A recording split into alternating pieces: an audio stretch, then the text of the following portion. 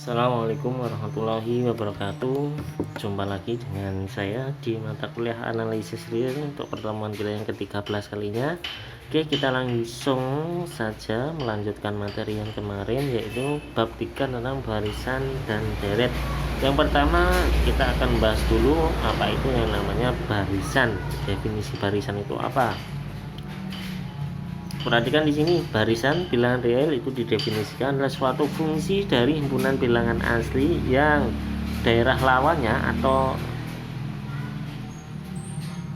ringnya itu berada di, mohon maaf ini bukan daerah lawan ya, ini hasilnya ya, daerah hasil atau ring berada di himpunan bilangan real seperti itu.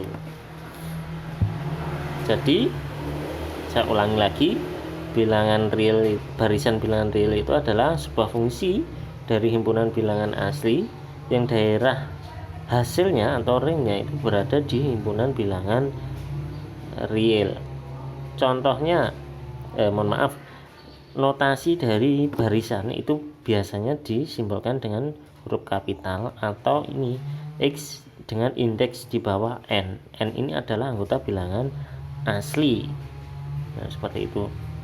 Atau biasanya sering juga ditulis seperti X besar sama dengan XN ya, seperti itu. Contohnya B itu sama dengan barisan B itu isinya barisan angka 1. C itu 0, 1, 2, 3, 4, 5. Barisan X itu setengah, seperempat, seperenam, dan seterusnya ya. Nah, untuk X ini bisa dijadikan ke dalam sebuah notasi ya. Kalau ini kan di data barisannya yaitu 1 per 2, seperempat, seperenam. Ini bisa dijadikan sebuah notasi yang diringkas. Notasinya bagaimana? Yaitu ini. Ini kan bilangan genap itu rumusnya 2N, di mana N itu anggota bilangan asli. Nah, seperti itu. Demikian hingga, atau bisa juga ditulis dengan seperti ini, 1 per 2N. Kenapa N nya tidak dikasih seperti ini? Karena menurut definisi, ini daerah asalnya N nya ini diisi, hanya boleh diisi bilangan asli seperti itu. Terus lagi contoh F ya, barisan F itu didefinisikan F1 itu sama dengan 1, F2 sama dengan 2, terus Fn ditambah 1 itu sama dengan F ini untuk N lebih dari atau sama dengan 2. Jadi untuk N sama lebih dari atau sama dengan 2 itu mengikuti ini. Nah, jika di daftar F itu 1, 2, ini F1 itu berarti barisan bilangan pertama, F2 itu suku kedua berarti 1 juga ini. Untuk N lebih dari atau sama dengan 2, maka nilainya seperti ini, 2, 3, 5, 8, 13. Ketika kita 2, 3, 5, 8, 13 itu adalah hasil dari ini, ketentuan dari N lebih besar atau sama dengan 2, seperti itu. Nah, untuk ini biasanya dinamakan barisan bilangan Fibonacci.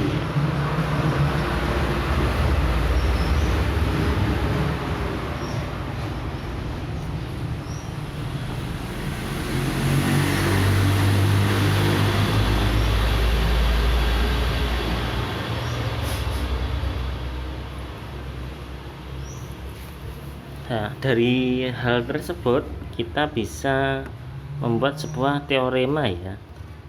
Teorema dari definisi 311,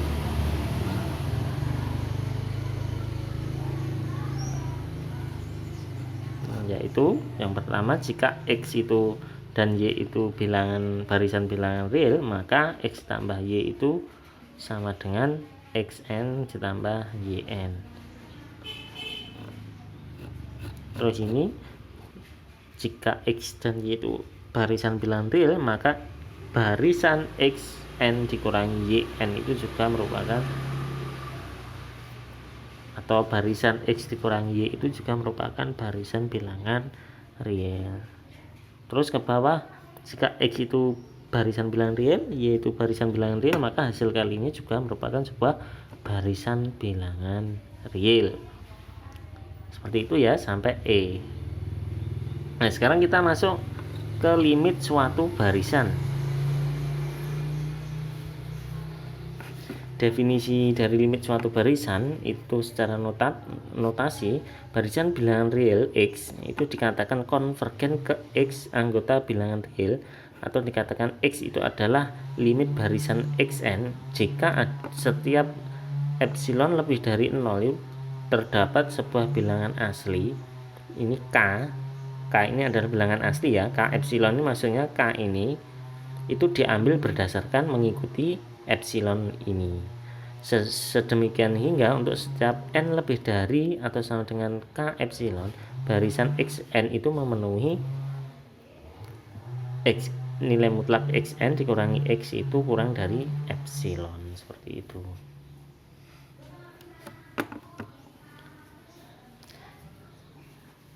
Maksudnya Xn itu masih termuat di dalam persekitaran X dengan jari-jari epsilon, seperti itu ya. Untuk limit barisan, jika suatu barisan mempunyai limit, maka barisan tersebut konvergen, dikatakan barisan konvergen. Jika tidak punya limit, maka divergen.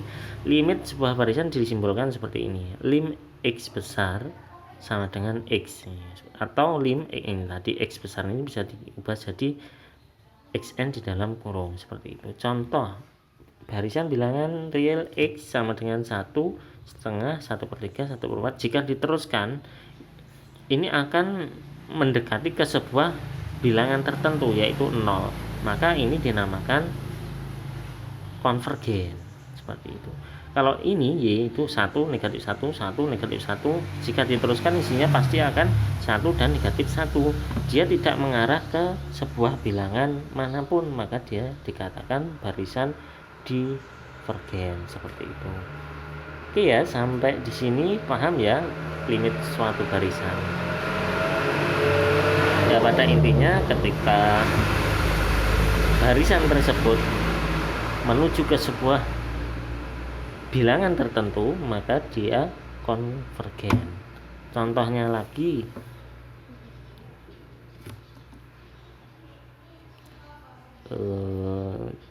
contohnya lagi